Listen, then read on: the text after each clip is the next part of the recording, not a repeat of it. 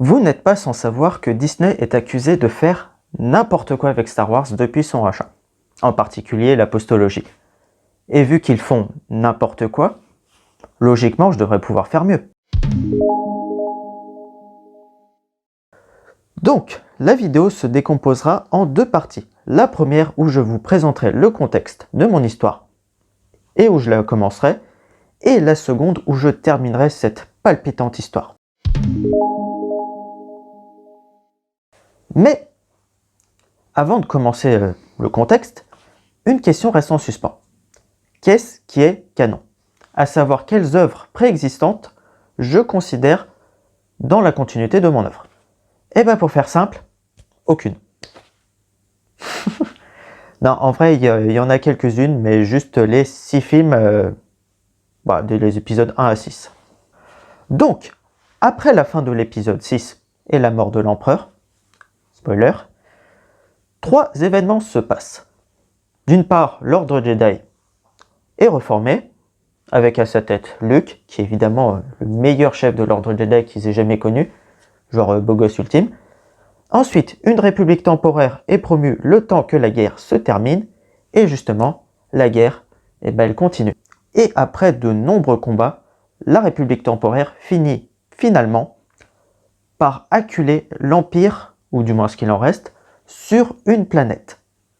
À ce moment-là, on assiste à une guerre de position qui oppose l'Empire à la Nouvelle République.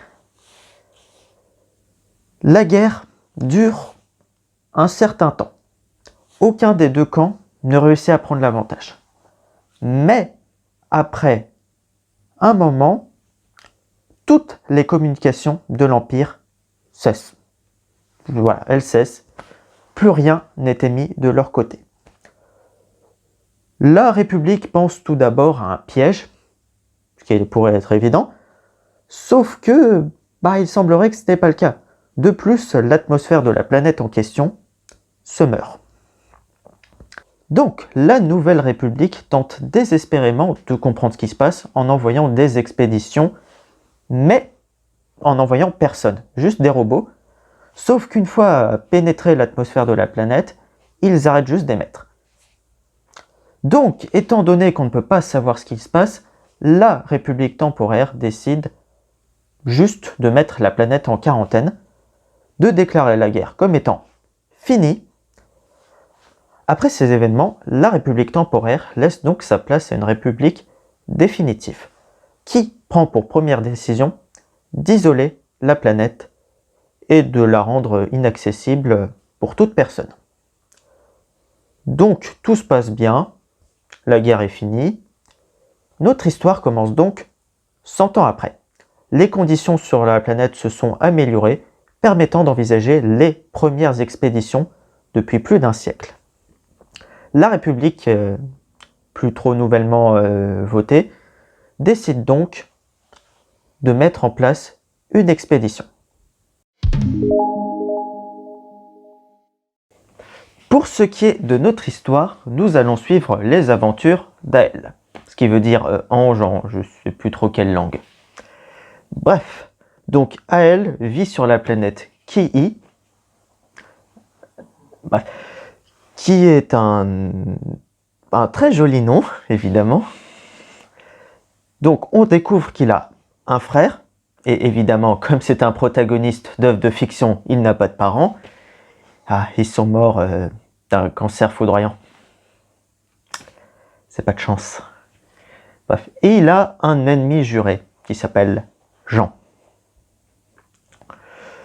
Donc c'est un ingénieur en sécurité, tout ce qui est numérique et physique, il maîtrise. Donc après un certain temps, notre protagoniste tombe sur une étrange personne encapuchonnée, étant donné que toutes les étranges personnes ont une capuche. Bref, après cette rencontre anodine, il tombe sur Jean. Une prise de tête éclate alors, et Ael frappe violemment Jean en plein visage. Jean tombe, Ael attrape Jean et l'emmène sur le bord de la falaise. Après une conversation qui s'ensuit, Ael reprend ses esprits et, pris de panique, lâche Jean. Se rendant compte qu'il vient de tuer une personne parfaitement innocente, il décide donc de s'enfuir pour éviter de se faire arrêter. Malheureusement, tout le monde l'a vu et il ne tarde pas à voir sa tête mise à prix. Après ce léger incident, Ael décide donc d'aller rejoindre son frère. Il le rejoint, lui explique toute l'histoire, son frère finit par le croire et décide de l'abriter chez lui. Après quelques heures, les policiers débarquent pour poser des questions. Il les renvoie gentiment en leur expliquant qu'ils n'ont pas de mandat. Les policiers, c'est des policiers, ils sont très compétents et disent donc qu'ils vont revenir. Après le départ des flics, une chose est sûre, Ael ne peut rester sur la planète. Car s'il reste, du moins chez son frère, les policiers vont revenir. Une seule solution, trouver une planète où se cacher.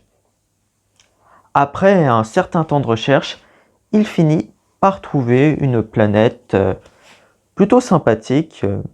Certains diraient par chance, d'autres diraient à cause du scénario, et moi je dirais parce que je l'ai dit. Cette planète ayant un avantage, c'est une planète totalement neutre, depuis un siècle à peu près. Donc, pour cela, il décide de mettre en place un plan pour voler un vaisseau, étant donné que les vaisseaux sur cette planète pouvant voyager sur de longues distances dans l'espace étant assez rares. Donc, le plan se décompose en 4 étapes. Numéro 1, obtenir l'uniforme et le badge d'un agent de maintenance d'un petit spatioport non loin de là. Étape numéro 2, détourner un cargo, un vaisseau de marchandises, de transport de marchandises, avec pour raison une contamination par un agent pathogène. Étape 3, s'infiltrer dans le spatioport aidé de son équipement. Et pour finir, prendre le vaisseau et partir. Un plan donc très simple. Une fois les finitions sur le plan terminées, il est temps de le mettre en action. Les 2 premières étapes se déroulent sans accroc. Ils réussissent sans problème à mettre la main sur la tenue du technicien de surface et à détourner le vaisseau pour qu'il puisse aller sur le spatioport le plus proche. Le problème vient au moment de la 3e étape. Les policiers, n'étant finalement pas si incompétents que ça, reviennent avec un mandat. Notre protagoniste est donc obligé de fuir tout de suite. Notre protagoniste réussit tout de même à fuir sans éveiller les soupçons. Les policiers fouillent donc la maison pour s'assurer qu'il n'est pas là et par chance, ils ne le trouvent pas. Normal, il a fui. Mais ils tombent sur le plan qu'ils avaient mis en place et décident donc de partir à l'aéroport. Là, c'est serré, étant donné qu'ils arrivent à l'aéroport à peu près au même moment.